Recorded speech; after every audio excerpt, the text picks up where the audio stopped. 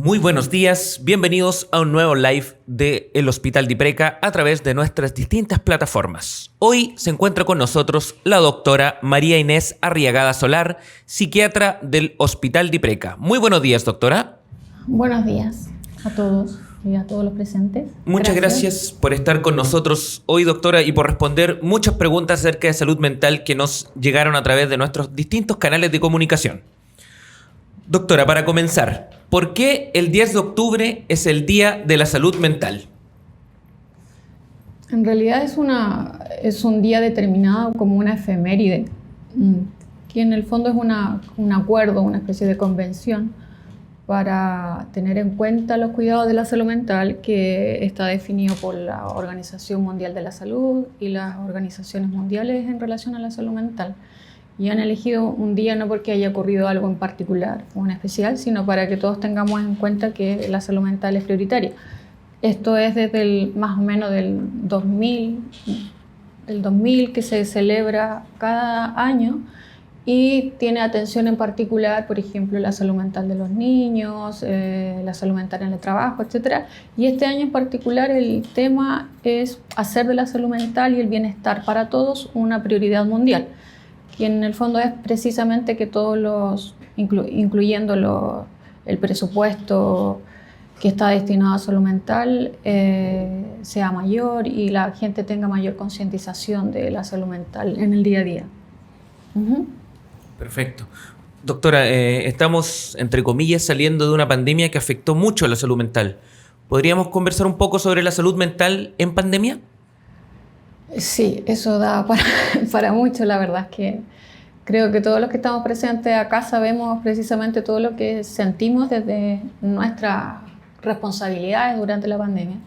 Pero claramente ya hay estudios que a nivel mundial que evidencian que hubo una gran cantidad de descompensaciones de pacientes pacientes que ya presentaban diagnósticos previos, vale decir, esquizofrenia, bipolaridad o que tenían personalidad ansiosa preexistente, la personalidad siempre es preexistente, o cuadros depresivos que se descompensaron.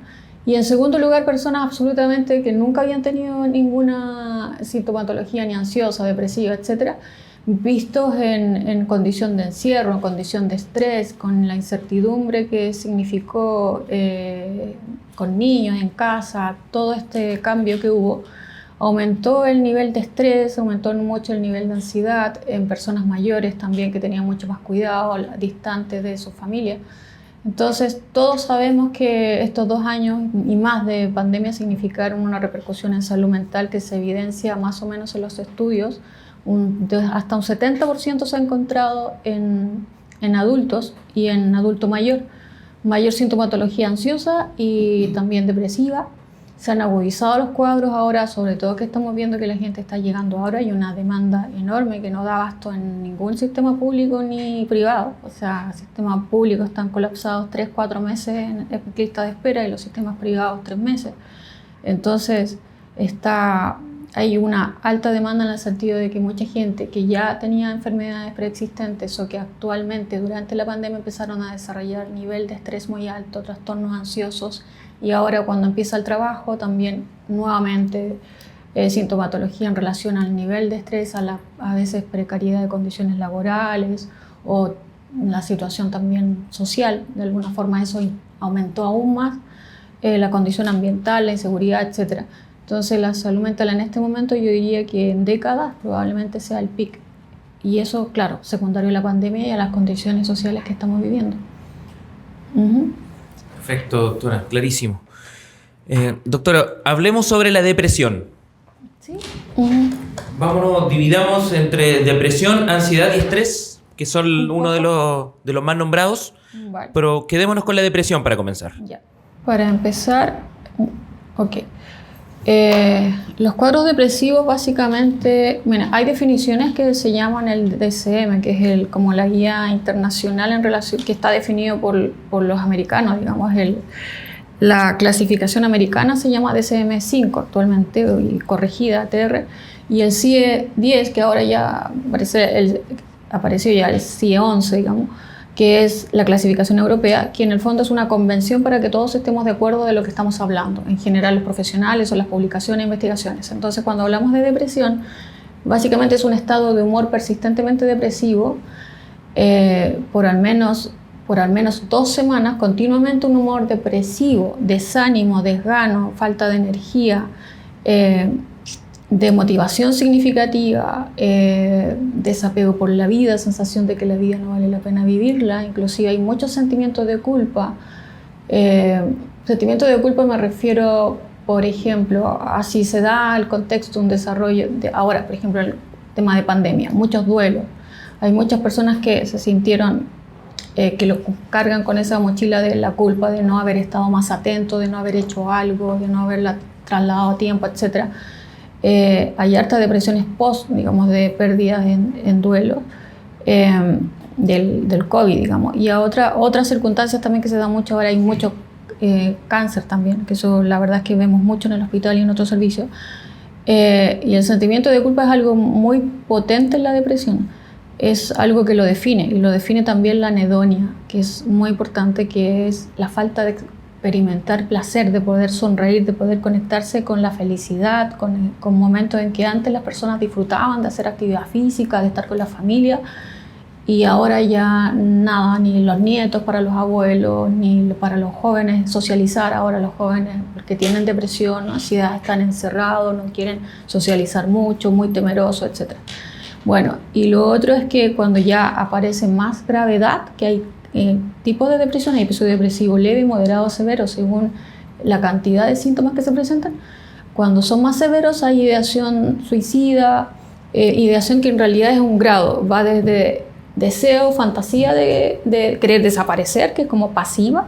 Después hay ideación más activa, como de haber pensado, solamente pensar en la idea de ir a un lugar, de hacer sobredosis farmacológica o de otras formas que la gente busca en internet, o ya concreta, que haya hecho algo con la idea de desaparecer, de morirse, etc. Esa es más estructurada o intento suicida.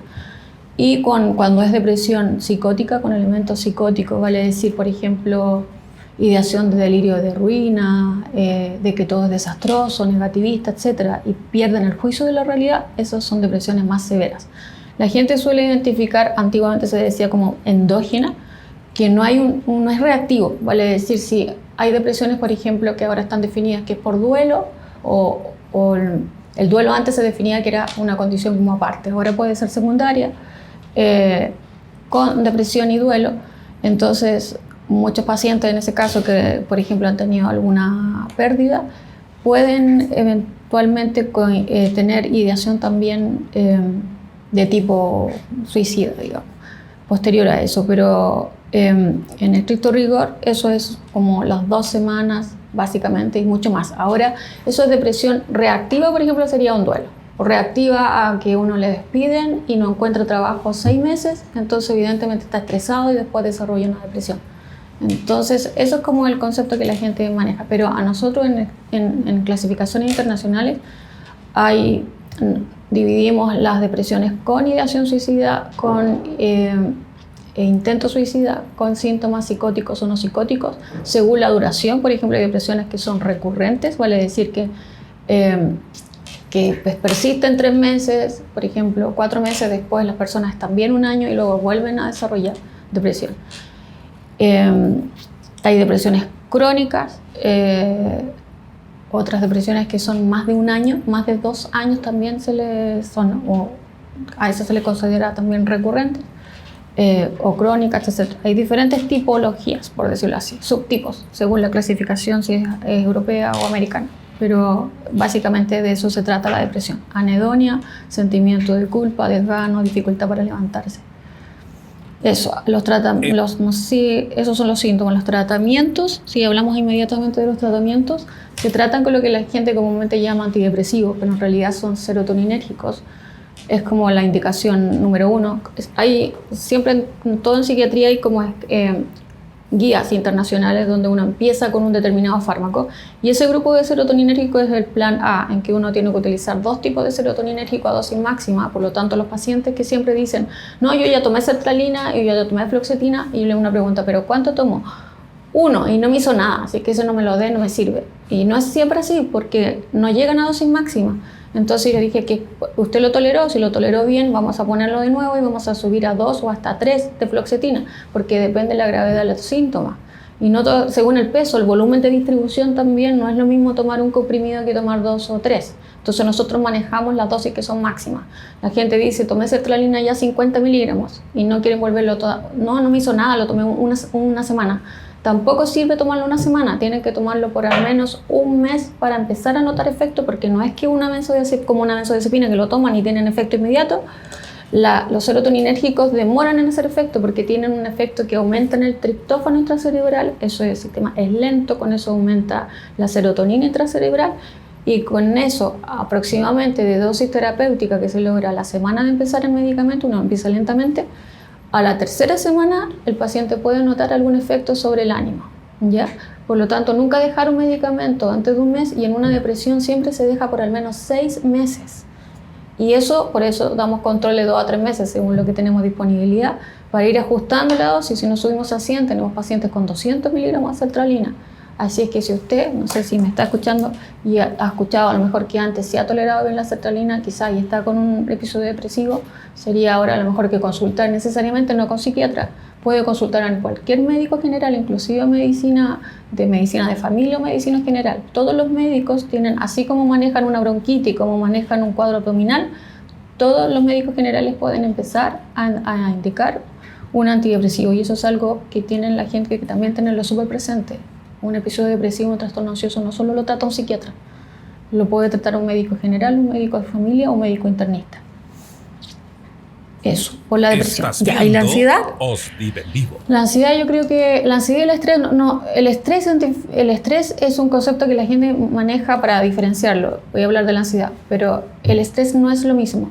En psiquiatría hablamos de estrés agudo, de estrés postraumático para eventos que han ocurrido, como un evento traumático, por ejemplo, estar en un accidente, en una encerrona, un incendio, un asalto, etc.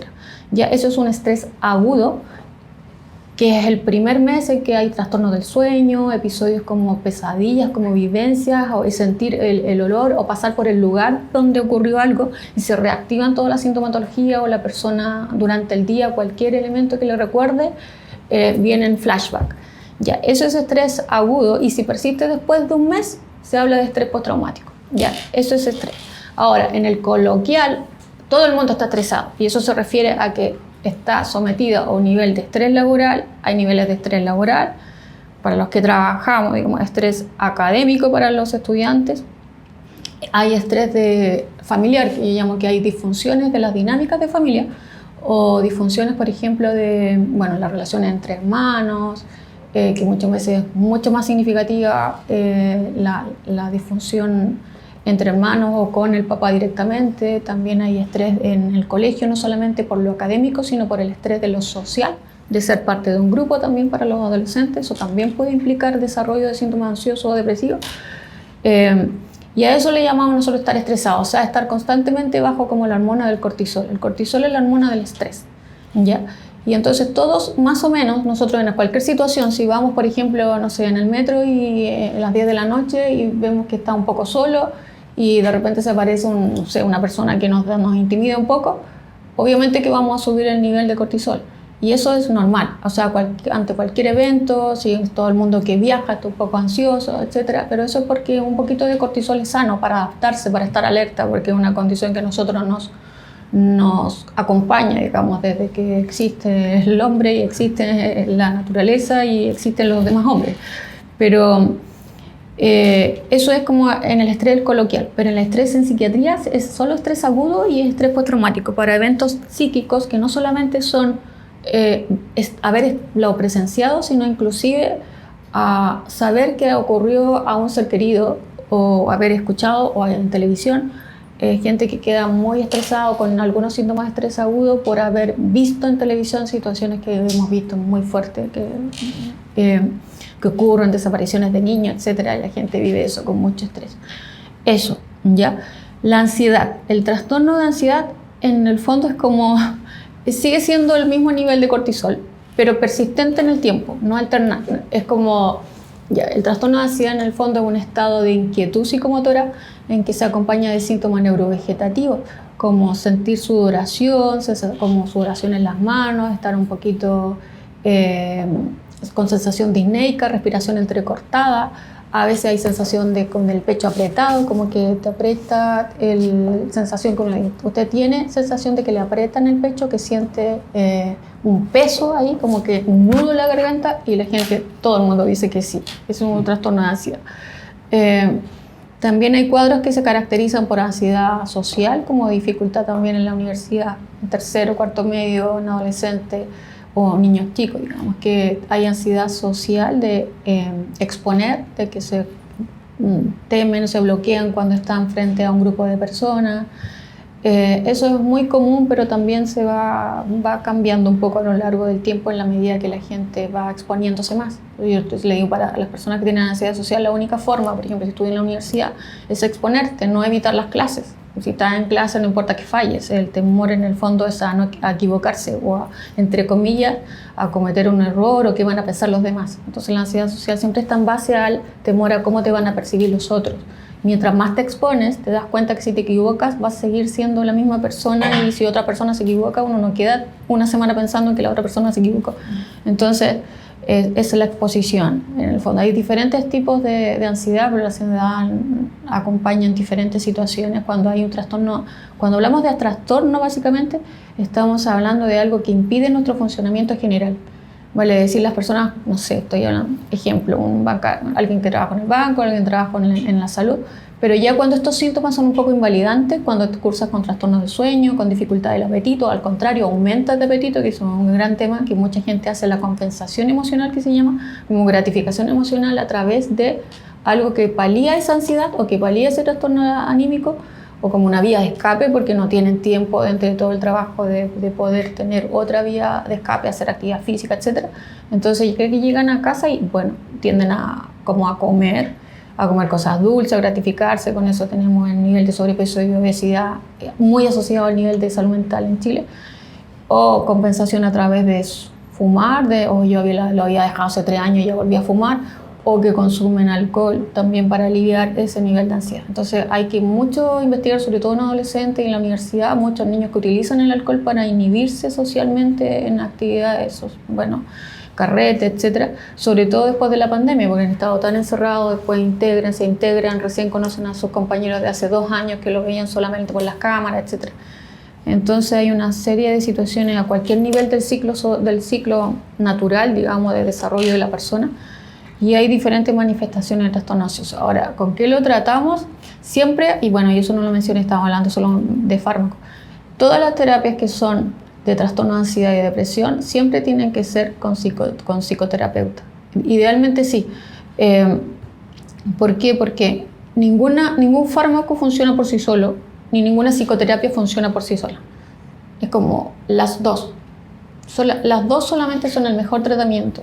¿Por qué? Porque los síntomas depresivos, trabajar el sentimiento de culpa, anedonia, y venir y evaluar y dialogar respecto del origen de un poco, que muchas veces también tiene que ver con los rasgos de personalidad y cómo la gente se posiciona frente al mundo en alguna situación o un evento, ayuda muchísimo la orientación y la percepción que le puede dar el psicólogo de producir algún cambio a ese nivel. O sea, si seguimos haciendo lo mismo, siempre vamos a tener una misma consecuencia, seguir estando ansiosos. Si producimos un cambio, que es lo que el rol del psicólogo, sí, esa ansiedad la podemos manejar con elementos de tipo de terapia cognitiva, con relajación, con una serie de herramientas que a lo largo de sesiones con los psicoterapeutas los pacientes alivian mucho, en compañía obviamente con los fármacos, y eso es un trabajo en equipo en el fondo. Y lo mismo con los trastornos de ansiedad. En el trastorno de ansiedad es muy importante que las personas logren un espacio para ellos mismos, digamos, de tener otras vías de escape, de hacer actividad física, de tener espacio sobre todo de meditación, de relajación, si tienen trastorno del sueño, hacer higiene del sueño. Y el tratamiento farmacológico, sinceramente, son los mismos que utilizamos en depresión. ¿Por qué? porque el fondo de tratamiento de los serotoninérgicos es disminuir también el cortisol y aumentar la endorfina. Entonces, si disminuimos el cortisol, porque los serotoninérgicos que aumentan la serotonina intracerebral son tanto ansiolíticos como antidepresivos. Vale decir, la sertralina, ya va a aparecer, ustedes siempre los pacientes averiguan por internet, y entonces buscan la sertralina, la fluoxetina, ¿y qué hace? Y me dijo la doctora, me dio el antidepresivo, pero no me dijo que tenía depresión. No, la gente que no se confunda. Al hacer ese efecto, consecuentemente disminuye la ansiedad y disminuye la depresión. Si usted tiene ansiedad, le va a bajar la ansiedad. Si tiene elementos mixtos, que en realidad el 80% de los pacientes que nosotros vemos tienen elementos mixtos, o sea, tienen algunos síntomas de depresión y tienen algunos síntomas de ansiedad. ¿Por qué? Porque la ansiedad que permanece en el tiempo, más de 6 meses o un año, produce sintomatología de tipo depresiva. Entonces, al indicar estos medicamentos, a usted le van a servir, ya sea la fluoxetina, la escitalopram, la sertralina, duloxetina, etc. Todos estos medicamentos lo que hacen es que usted esté más tranquilo después de un mes y que algunos síntomas de tipo depresivo que estén presentes en un trastorno de ansiedad o que tenga una depresión vayan disminuyendo, pero ajustando las dosis. También hay cuadros de ansiedad en que también tenemos que llegar a dosis de 100 de sertralina o de 200 de sertralina. Hay cuadros dentro de los trastornos de ansiedad, también hay muchos, hay muchísimos, pero entre ellos el más destacado son las crisis de pánico, que es la sensación de que es los mismos síntomas neurovegetativos, palpitaciones, sensación de como que el corazón se va a salir. Hay despersonalización, o sea, sentir que uno es diferente en ese momento, que la realidad se distorsiona, le falta mucho el aire, sensación de disneica y sensación, hay dos características, sensación de muerte inminente o sensación de que le va a dar un infarto. Y esa es una crisis de pánico.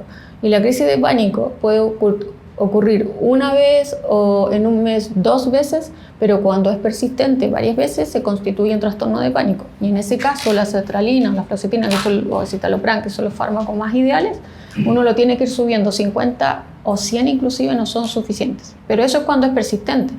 La gente que tiene crisis de pánico, probablemente, lo más probable es que si está con una sertralina de 50 o 100 no vaya a repetirse, pero tiene que tratarse con psicoterapia también. Eso en general, porque en realidad podéis hablar de cada una de las patologías, pero no tenemos tiempo. Estás viendo OSDIP en vivo. Y síntomas más frecuentes, Sí. tratamiento, Doctora, farmacología. aterricemos en nuestro hospital. Hablemos un poquito sobre la unidad de psiquiatría del Hospital de Ipreca.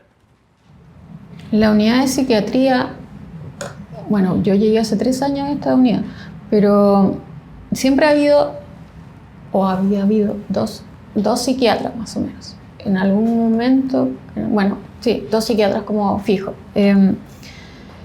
Hace unos 13 años estuvo una programeña que estuvo 10 años acá en el hospital hasta el tiempo de la pandemia. Y yo me integré hace 3 años. Durante la pandemia en realidad estuve como sola hasta ahora. Hace como unos 3 meses se integró otro psiquiatra. Entonces, si hablamos, primero voy a hablar de las psicólogas. Las psicólogas llevan harto tiempo acá en el hospital. Son 5 psicólogas, en que es un equipo de 5 psicólogas y 2 psiquiatras. Esa es la unidad de salud mental actualmente, ¿ya? Las psicólogas, el rol que ellas hacen, nosotros en realidad no solamente vemos policlínico, vemos básicamente nuestras horas están divididas entre un policlínico, pero vemos muchos pacientes hospitalizados, o sea, todos los pacientes de traumatología, de cardiología, de oncología, de medicina interna, de urología, cirugía, etc. Todos cursan con trastornos de ansiedad de alguna forma agudos o depresivos o tienen historia de trastorno bipolar, etc. Y nosotros tenemos que controlarlos y seguirlos, los que están hospitalizados, en unidades, pensionados, UCI, UTI, coronaria, etc. Entonces, con eso hay harta demanda como psiquiatras de enlace y psicólogos de enlace. Pero también hay psicólogos que se dedican, una en particular, la Connie Zúñiga, se dedica a psicooncología, que es particularmente ver pacientes que están en proceso de alguna etapa de quimioterapia, del cáncer, diagnóstico reciente, de familia, etc. Y también hace policlínico y psicología general. Hay 2 psicólogas, Paz Hernández y Javier Radicis, que hacen neuropsicología, que trabajan con los neurólogos. Bueno, aparte de hacer todo lo demás que hacen de psiquiatría de enlace, policlínico, de pacientes del programa de centro de nutrición, etc. Y como neuropsicología hacen evaluaciones también para pacientes que tienen algún nivel o objetivar el déficit cognitivo que tienen, por ejemplo, en casos de demencia, trabajan en neurología, neurocirugía también.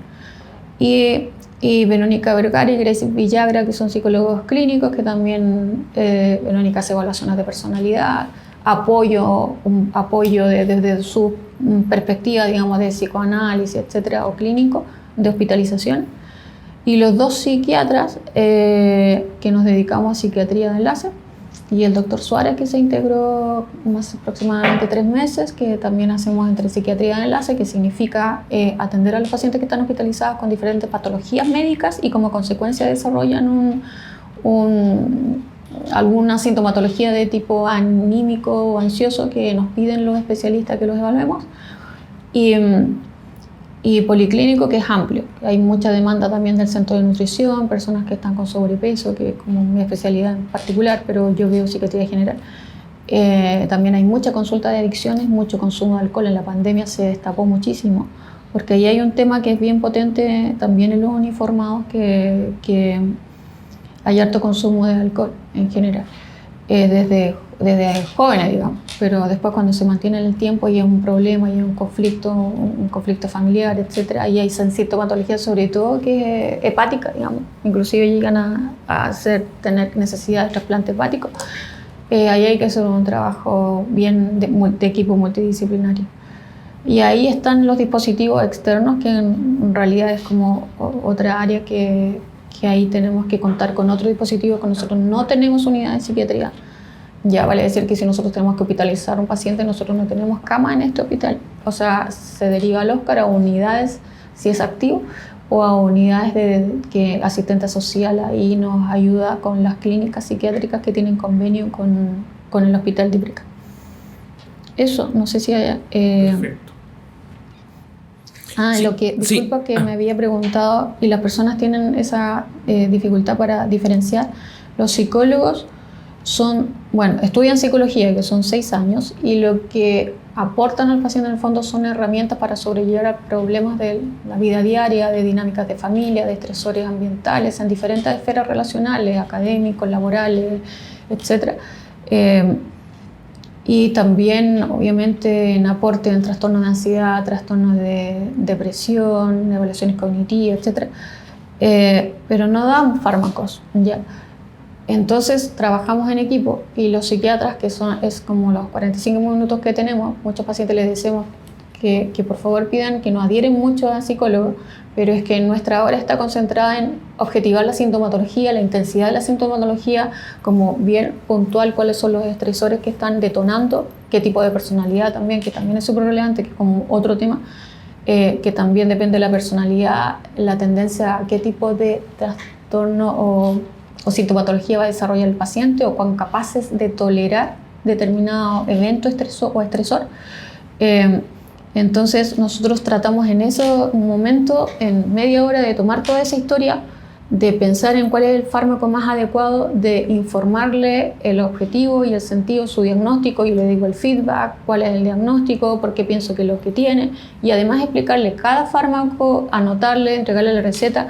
Entonces nosotros tenemos un rol más farmacológico, que somos médicos. Perfecto. Doctora, tenemos un par de preguntas que nos realizó la gente a través de nuestras redes sociales. Nos hicieron la siguiente pregunta: ¿se puede curar una depresión? Claro, o sea, todas las enfermedades psiquiátricas de alguna forma se pueden curar. La verdad es que solamente algunas patologías como las esquizofrenias más severas, o que no responden a una serie de antipsicóticos, aunque cada vez hay fármacos más nuevos que actúan a diferentes niveles a nivel intracerebral. Pero una depresión que tiene, por ejemplo, que son las más graves, me imagino que la persona que me pregunta es porque una depresión, depende, si ocurre, por ejemplo, en qué casos puede tener más dificultad de abordaje, es cuando cursa con sintomatología a lo mejor psicótica, delirante, por ejemplo, tener ideas de perjuicio, perjuicio significa como dentro de la depresión, ideas de que otras personas le van a hacer daño, por lo tanto no acepta ayuda, ni siquiera le abre la puerta. Tenemos historia de la semana pasada, una persona que no hospitalizada, que encerraba a los cuidadores que la hermana trataba insistentemente de que le ayudaran, las encerraba, a la terapeuta, todos los especialistas que venían a verla. Pero claro, tenía una sintomatología de tipo psicótica. Es tratable en la medida de que se da un apoyo adecuado de acuerdo a la intensidad o la gravedad de la sintomatología. O sea, muchas veces hay que ingresarlo en una clínica psiquiátrica. Hay muchos pacientes que se resisten a tratamiento por esta otra sintomatología, digamos, de tipo psicótica, porque en el fondo pierden el juicio de realidad. No saben qué es lo que les está ocurriendo. Cuestionan a las personas que les intentan ayudar. Entonces son casos más graves. Hay depresiones. Sí, a lo mejor no sé que la persona que me pregunta qué tipo de depresión será, pero hay depresiones endógenas que le llaman, que son de alguna forma hay un componente muy potente que es heredable, que son los trastornos bipolares, los trastornos... Hay cerca de 25% de heredabilidad en el trastorno bipolar. Hay depresiones que están presentes dentro del cuadro, o depresiones que, por ejemplo, algún familiar se suicidó, un primo, etc. Entonces, por eso siempre en la historia tenemos que tomar los antecedentes psiquiátricos de familiares. Hospitalizaciones de familiares, intentos suicidas, etc. Y eso es muy relevante a la hora de determinar qué fármaco le deja y qué apoyo le hay que dejar, o qué periodicidad hay que controlar ese paciente o advertirle a un familiar. Pero en general las depresiones se curan en la medida de que tienen un tratamiento y un abordaje oportuno y de acuerdo a la historia del paciente. Hay muchos fármacos antidepresivos que han aparecido. Si no responde un serotoninérgico, le cambiamos otro serotoninérgico, y si no hay venlafaxina, y si no, además se agrega antipsicóticos según el caso, y antipsicóticos a grandes dosis, mayores dosis, etc. O sea, la verdad es que son pocas las depresiones que no son curables, excepto si se dan, por ejemplo, en demencias. Las demencias son más difíciles porque hay un daño, un deterioro cognitivo, en que si además está depresivo, muchas veces hay que tener mucho cuidado con esos pacientes porque en cualquier momento se escapan, o bueno, el suicidio también es bien, hay que tenerlo muy presente, sobre todo cuando lo verbalizan, y eso es como otro tema que podríamos abordar en otro, que son los mitos respecto a eso. Los pacientes que dicen que tienen idea de querer matarse o morir, o hacer algo contra su vida, hay que tomarlos en cuenta. No es que quieran llamar la atención, es que eventualmente eso sí puede ocurrir. O sea, el 70% de los pacientes que se han suicidado dieron alguna luz o verbalizaron en algún momento de que sí querían desaparecer de este mundo, o claramente que alguien se los llevara, pero dieron luz en algún momento de que tenían una ideación suicida pasiva o activa. Perfecto. Bueno, doctora, muchísimas gracias por su tiempo, por responder todas estas consultas que existían. Así que no sé si se quiere despedir de su público. Bueno, sí. Bueno, veo que no tengo mucho tiempo, pero había una persona que había preguntado por bipolaridad. Pero solamente brevemente, la bipolaridad, que la gente suele decir que este es bipolar porque cambia de un día para otro o de un rato para otro de personalidad, por decirlo eso, y es otro aspecto que tiene que ver con inestabilidad anímica. La bipolaridad es sintomatología de tipo depresiva que está presente 2 o 3 semanas o hasta un mes, y que luego, posteriormente o antes, se pudo haber ocurrido un episodio hipomaníaco o maníaco.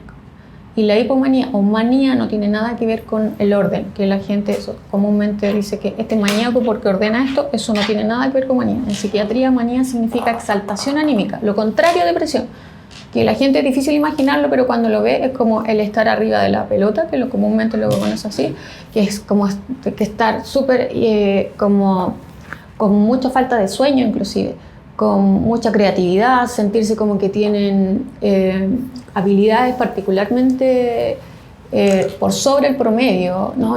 O ideas como de alguna forma mesiánicas, tener como poderes, ser muy creativos durante la noche, y eso uno puede diferenciar en la clínica si es hipomanía, que es como trastorno bipolar 2, si se ocurrió alguna vez en la vida un episodio, más depresión, y si es un cuadro maníaco, que francamente es en la calle, una persona que se desvite, que tiene mucha facilitación sexual también, consumo también a veces se mezcla con consumo de droga. Entonces hay mucha bipolaridad que también coexiste con trastorno de personalidad limítrofe, que es como otro gran tema que se confunden entre sí, y eso es un trastorno bipolar, o sea, coexistencia de episodios hipomaníaco o maníaco y alternados de depresión a lo largo de la vida, que pueden ser más o menos largos, o cada 4 o 5 años, o cicladores rápidos que también ocurren de un mes a otro, que son un poco menos frecuentes, pero sí los hay. Eso es bipolaridad. Y el déficit atencional, que alguien también había preguntado, bueno, el déficit atencional es muy común, pero sí hay que descartar cualquier otra. Y a todo esto, que esto es súper importante mencionarlo, siempre en trastorno de ansiedad, trastorno de depresión, déficit atencional, lo que sea en salud mental, hay que descartar que una persona que no tenga una patología desde el punto de vista médico. Por eso siempre le pedimos hemograma y tiroides, que no tenga hipotiroidismo, porque el hipotiroidismo puede producir sintomatología igual a la depresión, desgano, desmotivación, la anemia igual, déficit de vitamina B12, vitamina D. O sea, hay muchas enfermedades que pueden, médicas, que pueden debutar, inclusive cáncer de páncreas, etcétera, que pueden presentar sintomatología psiquiátrica, pero debajo, en el fondo, tienen una patología médica. O las dos pueden coexistir también. Eso. Entonces, déficit atencional es característicamente un nivel de concentración o de atención muy bajo, pero que tienen una capacidad intelectual normal desde chicos.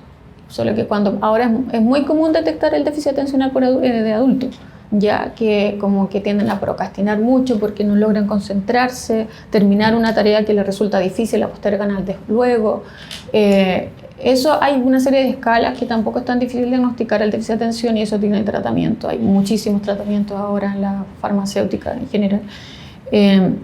Las empresas farmacológicas han sacado muchos que son bastante buenos. Eso. Bueno, y me despido con eso. Una más, doctora, que acaba de llegar una persona, Claudia Catalana Araya, que nos cuenta: tomo sopiclona, ¿sopiclona está bien? Sí. Y aún así duermo muy poco y mal. ¿Me podría dar algún consejo? Bueno. En todo trastorno del sueño tiene que primero existir higiene del sueño. O sea, la higiene del sueño básicamente es tratar de no hacer siesta durante el día, ya mantener un horario como de no ver, ojalá, bueno, las noticias inevitables, si va a haber noticias las vea las de día, pero de noche no quedarse viendo estas novelas o series muy tarde, a tener una estructura horaria de comida, sobre todo no comer tan tarde, actividad física no hacerla tan tarde, lo ideal es en la mañana, no en la tarde. Eso es como concepto que cualquier persona que ahora con Google busca higiene del sueño y le sale, bueno, eso.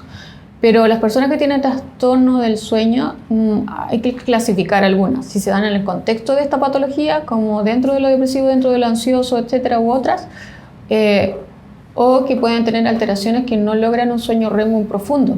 Y a veces se hace necesaria una polisomnografía, y que lo evalúa un experto en sueño, un neurólogo, que puede decirle, orientarlo de qué medicamentos son los más adecuados. Pero nosotros en psiquiatría, cuando hay un trastorno del sueño asociado o por sí solo y detectamos algún evento o hace psicoterapia, etcétera, pero si está tomando sopiclona porque alguien se lo indicó y no le resulta, hay otros tipos de inductores de sueño, hay diferentes escalas, por decirlo. La sopiclona, después viene la sopiclona, el solpidem, hay solpiceden de 10, de 12,5, pero en general esos son con estrella verde, que son retenidas, o sea, generan adicción. Lo ideal no es tomarlo más de 3 meses o 4 meses, solamente en situaciones puntuales.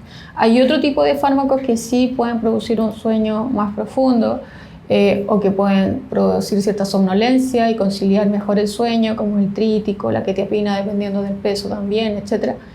Pero hay otras formas también de llegar a lograr conciliar mejor el sueño. Pero en el trasfondo siempre eso es de como de resorte más neurológico, pero en general si el trastorno está ocurriendo porque hay un nivel de estrés, a veces es mucho mejor que empiece a tomar un ansiolítico, porque ese ansiolítico, como la sertralina, fluoxetina que estamos mencionando durante toda la sesión, producen un nivel de ansiolisis durante el día y la noche, de forma que el sueño se va regulando.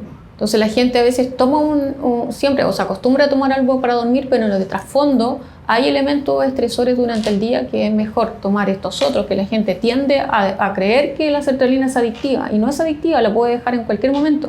Lo que es adictivo son todos estos remedios o cajitas que tienen una estrellita verde, y como dentro de eso está la sopiclona. Así que yo le sugeriría que inclusive hacer mucha meditación, y bueno, eso también da para otra sesión, como la gente, sobre todo para conciliar el sueño, de que la clave está en relajarse, en tratar no de pensar en lo que va a ocurrir al día siguiente, no de pensar en lo que ha ocurrido durante el día, de lo que no hizo, de lo que no alcanzó a hacer, de lo que lo dijo, cómo debía haberlo dicho, porque eso le inunda el pensamiento. Son pensamientos rumiativos característicos de la ansiedad, y que no paran durante el día y en la noche, como de alguna forma uno siempre pregunta eso, como que lo atormentan, porque al día siguiente inclusive está pensando todo lo que debe hacer, como la nube de cosas que debe hacer al día siguiente, que no alcanza el día.